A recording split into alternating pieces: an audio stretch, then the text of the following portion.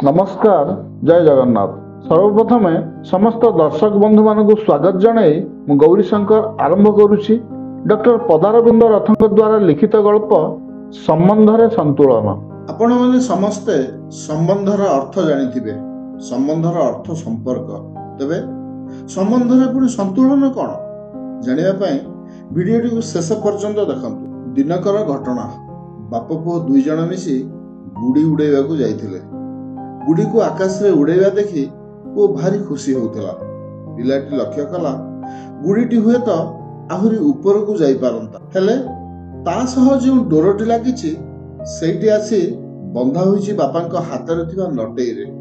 भाबिला सही कारणरू गुडीटी बोध क्षमता थिबा सत्वे आ ऊपर को जाई पारुनी। पचारला बापा एई डोरटी को काटी देले गुडीटी आहुरी ऊपर को उड़ी जाई पारंतानी कि? स्वाधीन भावरे पूरा आकाश रे बोधुए उड़ी पारंता। बापा कहले ठीक अछि परीक्षा करी देखिबा। तेणु पुअर कथारे डोरटी को काटी दिया गला।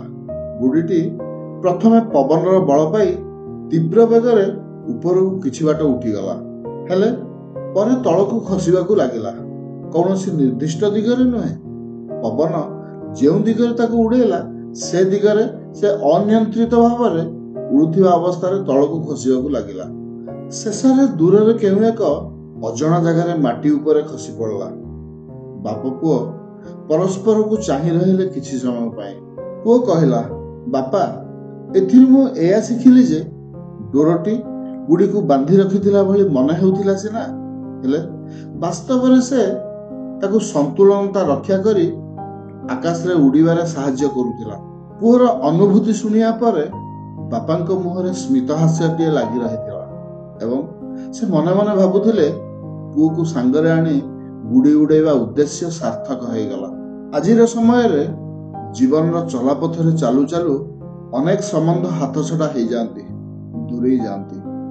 अनेक समय रे आमे एकुटिया अनुभव करू। जीवन थिबा जाए साथी हुई रहिथिबा बोली जे प्रतिज्ञा करिथाए से हठात मुह मोड़ी चली जाए जीवन रो अनेक दूर को। कथा न हेले दिन सरू नथिबा भली गोटे संपर्क रे मास मास धरी कथा बंद हो जाए। कदबा केमिति देखा हेले बा फोन ने कथा हेले केवल एक औपचारिक कथबार्ता ही संभव हुए। संपर्कर से पुराना गभीरता प्रतीयमान हुएनि। प्रतिटी कथा को बिना प्रश्न बा बिना संकोच रे मानि नेउथिबा लोकटिए हुए तो हठात प्रश्न करिवा आरंभ करे, संदेह करिवा आरंभ करे अथवा कथा को सम्मान देवा बंद कर दिए। स्वाधीनता खोजुथिबा गुडीटीए परी केतेबेले ता डोर निकटरू छिड़ी जाई थाए जानी हुएनी। अधिकांश क्षेत्र रे जीवन रो संबंध माने अपेक्षिक होई थांती। प्रतिटी संबंध रे एक सीमा थाए जहा आगो को से आउ जाई पारेनी। किछि नियम किछि मर्यादा रही थाए जाहाको अनवरत मानिबाकू हुए। संबंध गुडी को साधारणतः 5टी भागरे वर्गीकृत करी हेबो, यथा पारिवारिक, सामाजिक, व्यवसायिक, अर्थनैतिक एवं व्यावहारिक बा औपचारिक। धीरे धीरे देखा जाउछि संबंध गुडिक भितरे गभीरता बा आपणापण कमिबारे लागिछि। व्यवहारिकता बा औपचारिकता मध्य अधिकांश क्षेत्र रे ऊपर देखाणिया होई जाइछि। मनर भावना एवं मुहर शब्द भितरे किछि सामंजस्य रहुनी। प्रतिटी व्यक्तिर चारिपार्श्वर अहंकार एमिति बलय घेरी रहिछि जे संपर्कर गभीरता पाई सेठारे स्थान नाही। जेउठी मो अहंकार क्षताक्त हला बा मो आशा पूर्ण हला नाही, मु चाहिबा मुताबक फल मिलिला नाही, सेठी मते लागिला मोर किछि भूल नाही, सेमाने धोखा देले, सेमाने बदली गले इत्यादि।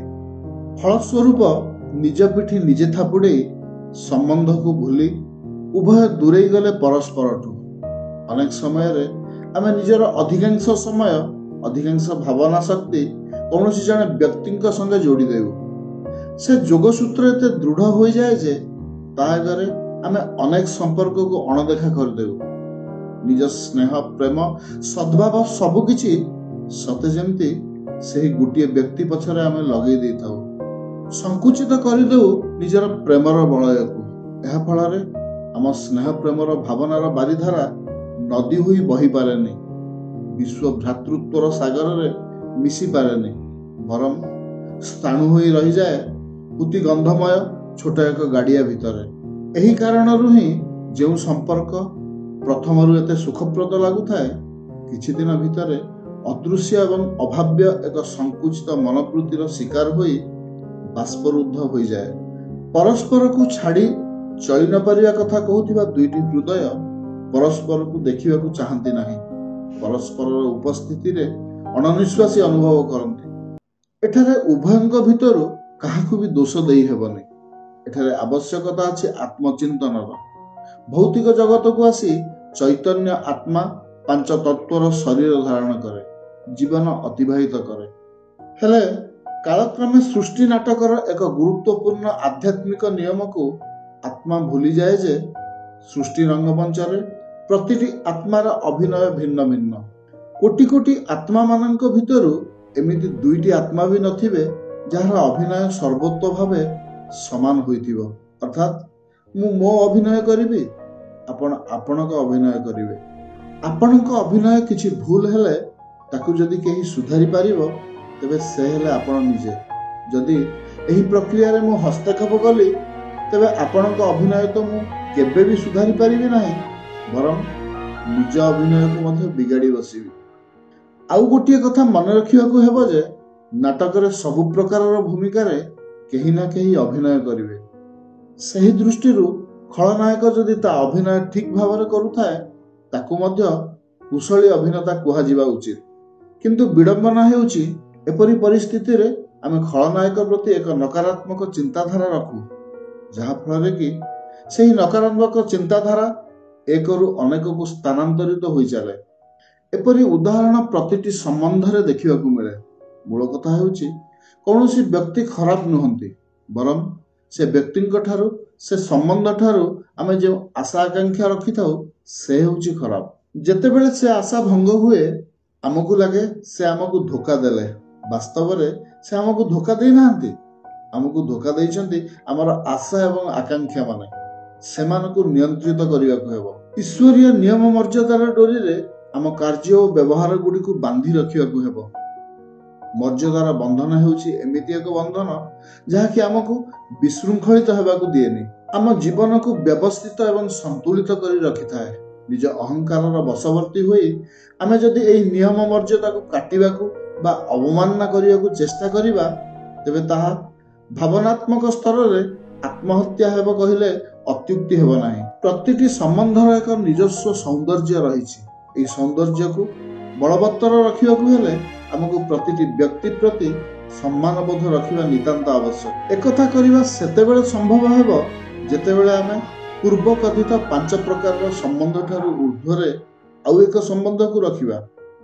ତାହା ହେଲା ଆତ୍ମିକ ସମ୍ବନ୍ଧ। ପରମାତ୍ମା ସନ୍ତାନର ପ୍ରତିଟି ଆତ୍ମାର ଆଶା ଆକାଂକ୍ଷା ଗୁଡ଼ିକୁ ଶରୀର ଧରି ଜନ୍ମ ନେଇଥିବା ଅନ୍ୟ କୌଣସି ଆତ୍ମା ସର୍ବଦା ପୂରଣ କରିପାରିବ ନାହିଁ। ଏହି କଥାଟି ଯଦି ମନେ ରଖିପାରିବା, ତେବେ ଆମର ଭାବନାତ୍ମକ ପ୍ରତିଟି ଆବଶ୍ୟକତା ପାଇଁ ଆମେ ଅନ୍ୟ କାହା ପାଖରେ ହାତ ପତେଇବା ନାହିଁ, ବରଂ ଈଶ୍ୱରଙ୍କ ଦ୍ୱାରସ୍ଥ ହେବା।